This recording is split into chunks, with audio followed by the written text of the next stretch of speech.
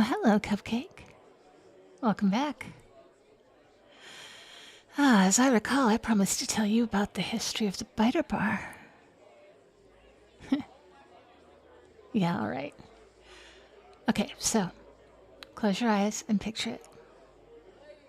A cobblestone street in a forgotten corner of a medieval city where the aroma of wood smoke and ale mingles with the musky scent of bodies that have yet to know soap and deodorant. It's a place that holds centuries-old secrets.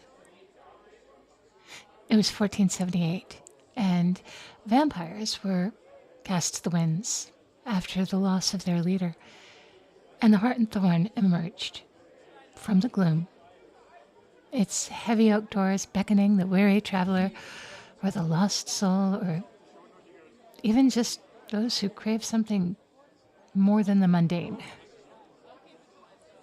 In those days, the tavern was just a refuge for wanderers, a place where stories flowed as freely as the mead, and where the weary could find solace in the flickering light of candles. They didn't have any idea that beneath the worn floorboards lay a labyrinth of passages, carved deep into the earth by hands that no longer knew the sun. It was there, in the hidden catacombs, that a pact was sealed. It was a pact between mortals and immortals, a covenant forged in blood and whispered promises. It was a pact that there would always be a place like that for both communities, the vampires and the humans. For the vampires, the Heart and Thorn offered sustenance without the risk of exposure. A haven where the hunger could be sated under the veil of discretion. For the humans, it offered temptation and thrill. The allure of the forbidden is nothing new. And the chance to dance at the edge of mortality.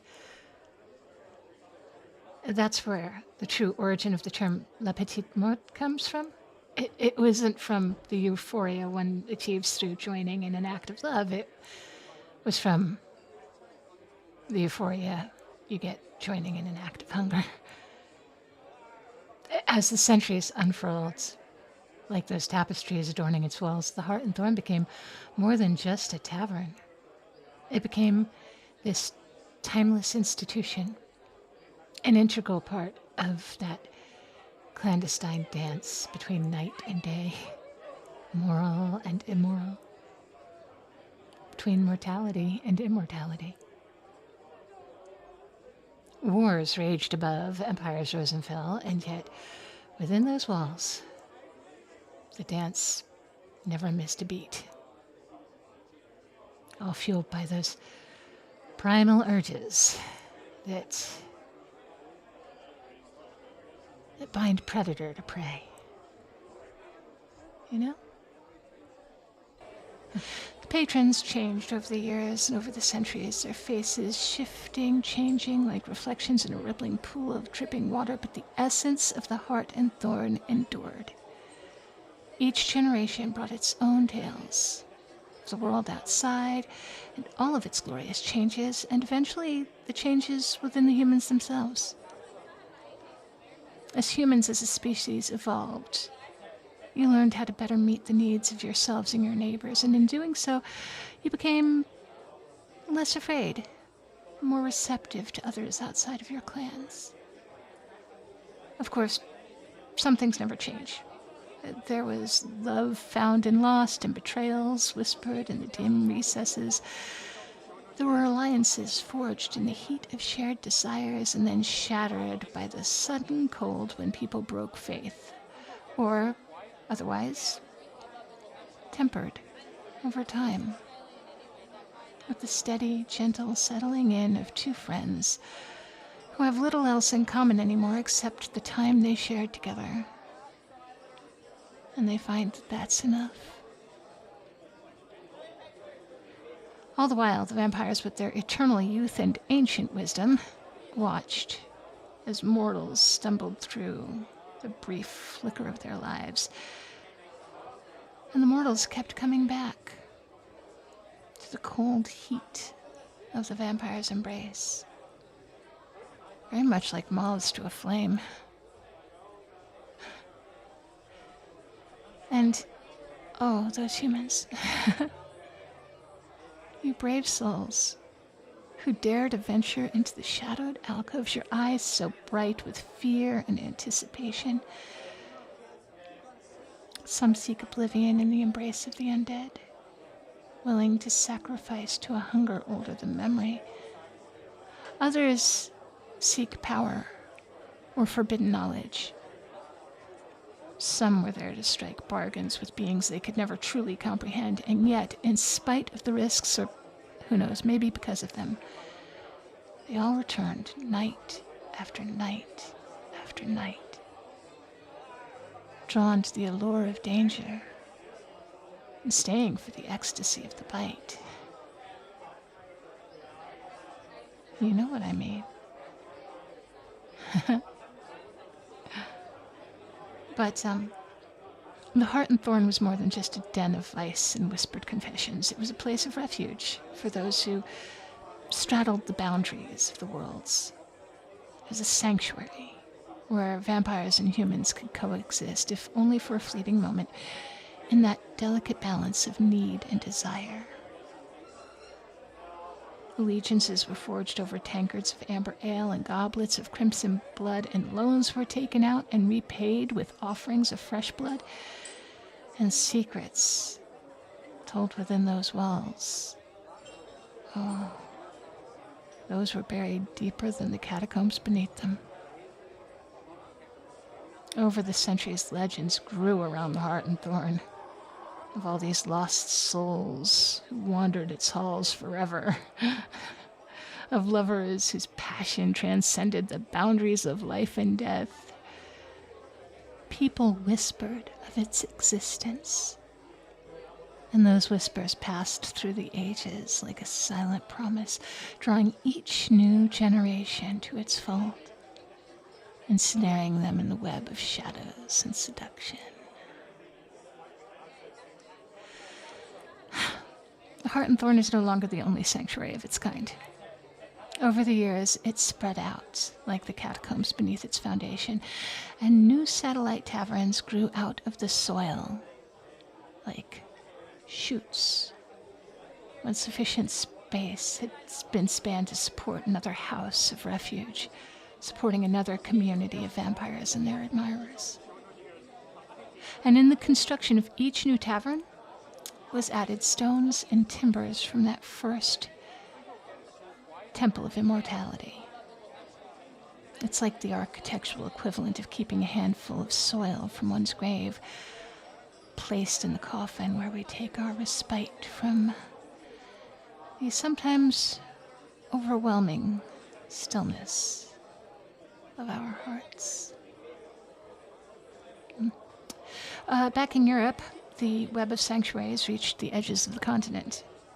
And then, when Europeans traveled to what they then so arrogantly referred to as the New World, they carried my kind with them.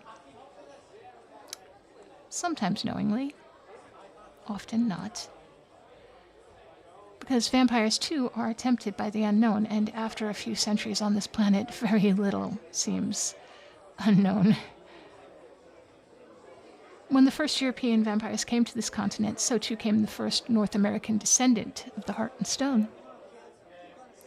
There were others here that preceded that building. The indigenous vampires had their own ways of supporting one another and finding humans to feed from, but they weren't normally centered around man-made structures.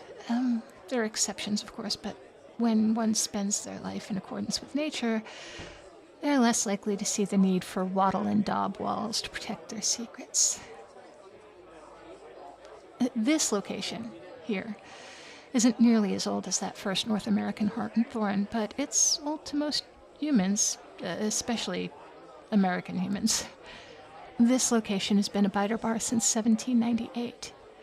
Though, admittedly, it wasn't called a biter bar until the past half-century. And I'm not quite certain how I feel about it, to be honest. It feels a little reductive. If you take a look now, you can see that one uneven stone in the center of the floor, and above it, the timber in the center of the ceiling. Those came from the original heart and thorn. They became the new heart of our community.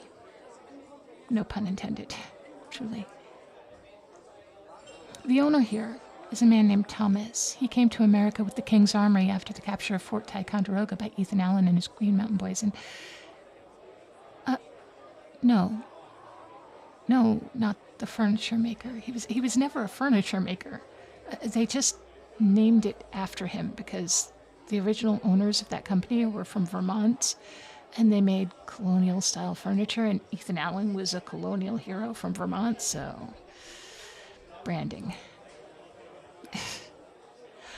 Anyway, I was being dramatic over here. Thank you. So Thomas was a true romantic hero, straight out of the romance novels. He was a soldier, tall and strong and dashing in his regimental uniform, and he was here to protect his country's loyalists and the interests of his king. He was here to fight, but in those early days of the Revolution, when all colonialists still considered themselves to be British subjects, he met and fell in love with the lovely Sarah. And as all romantic heroes need a foil, his came in the form of Sarah's father, who had recently become an officer in the Continental Army, fighting for freedom from the rule of King George. Though Thomas loved Sarah dearly, they didn't necessarily see eye to eye with her father on the idea of independence for the colonies. And even if he had, he was a man of high morals and lofty ideals who had sworn an oath to king and country he would never dishonor himself by being forsworn and joining the Americans' cause. And so it was that Thomas was forbidden to marry Sarah. And so it was that Thomas left his sweetheart behind when he was called and followed General Cornwallis on his expedition to the southern colonies. Thomas joined the second siege at Charleston. He fought valiantly. He made it out unharmed, but he was felled just a few short months later in the bloody Battle of Camden, where so many souls were lost. Thomas was wounded badly, and he was dying in the night. He'd been left on the battlefield, presumed dead by the field doctor's cursory examination, and laid where he'd fallen, waiting for the morning to be buried in a shallow grave by some unfortunate prisoner of war. When one of my kind, feasting on the blood of the freshly fallen of the battlefield, came across Thomas and detected his faint heartbeat. The unknown vampire took pity on Thomas and saved him from the inevitable with a few drops of the viscous sludge that runs through our veins. To this day, Thomas doesn't know who that vampire was who saved his life. His memories of that night were dim even on the day he was turned, and they haven't become any brighter since. Thomas woke at dawn knowing something was different, but not quite what. His senses were more keen. His skin was more sensitive to the summer sun, and his throat ached with a thirst that no water could satisfy. But on the battlefields, the metallic scent of blood called to him. And, he couldn't resist. And that was how he came to realize what he was. It was a horrific moment when he found himself doing that. And to be honest, I don't think he's ever quite gotten over the trauma. Thomas ran from the horror of his own cravings and traveled by night back north to the only person he wanted to be with, the only person he thought might be able to make him feel better, the only thought that made him happy. His sweet, beloved daughter of the American officer. He came to her in the night, and he told her of his love for her and how sorry he was that he had taken such vain pride in keeping his word, that he had betrayed the love of the only thing that mattered to him by running off and getting himself killed? Or if not killed, then in his mind as good as. For her part, Sarah didn't know what to make of his stories and thought he may have gone mad. Until the day that the news of his death had reached her. He was posted in the news as one of the confirmed fallen in the Battle of Camden. When Thomas came to Sarah that night, after she'd received such confirmation of his story, he expected to be met with condemnation, with the rejection of a woman who'd received the horrific knowledge that she'd kissed a monster. But she didn't. She wasn't horrified. She didn't condemn him. She only asked him if he was hungry. And she fed him. They wanted desperately to be together, of course, but Thomas was understood to be dead. And Sarah, well, in that day and time, her father would never allow his only daughter to run off and live alone in a place far away from home, a place where no one would know of Thomas and his supposed passing. And so a plot was hatched, not so very different from Romeo and Juliet, actually. But instead of drinking poison, which would make her appear dead, this dear Capulet would take sips from his wrist that would actually stop her heart. Or at least slow it to the point that it's not detectable by anyone listening for just a few short seconds. Sarah was turned, and on the day her grave was filled with a box of sandbags, she and Thomas ran off to a new town. To our town.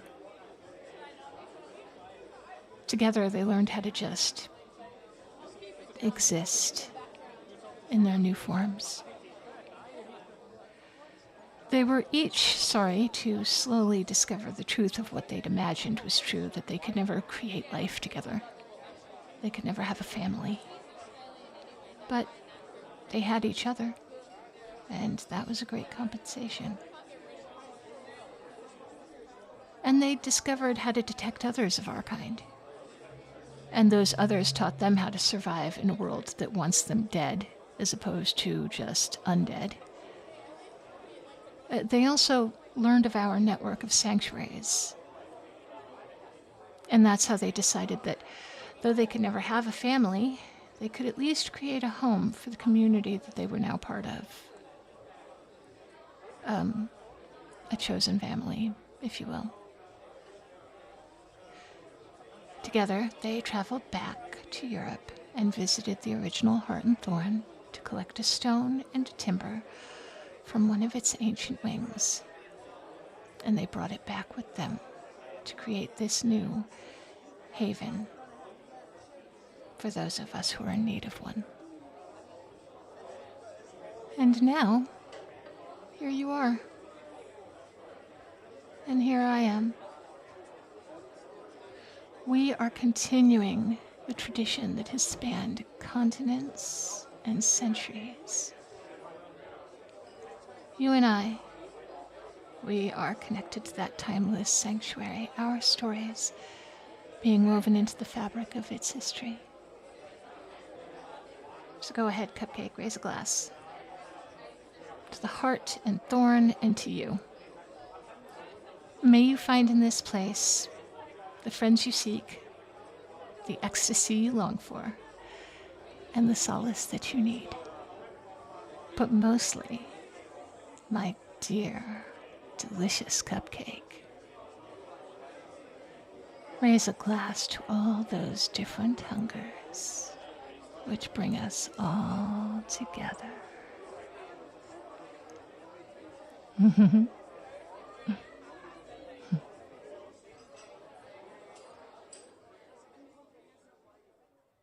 Hello, Cupcakes. Thank you for sticking with me to the end of that little bit of lore. I enjoyed that. I got a little stuck in the weeds with that story and spent a lot more time on that script than I should have, but I enjoyed every moment of it.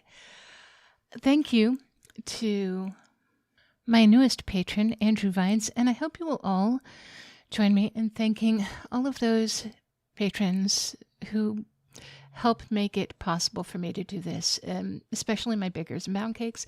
There's Lonely Firewolf, Nosti, Rogue Scholar, Barry Wilburn, Estede, Anon, Harper Evolution, Wolf 9004, Vile Miles, Succubus Slave, Malice Silo, Army Guy 007, Mr. Fabulous, Bunny, Tiny the Taxman, Meryl, Inline Flaws, Onin, Red Death 48, Always Able, Moon, Old Bean UK, Kahlua Bear, Forces, The Swaggy Llama, Cody, Artlow, Pierce Tailish, and Christian Cleopa.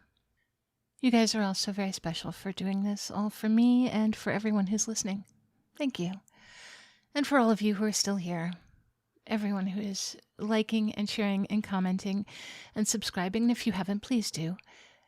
I hope you will be as good to yourselves as you are to me. And I will speak to you tomorrow.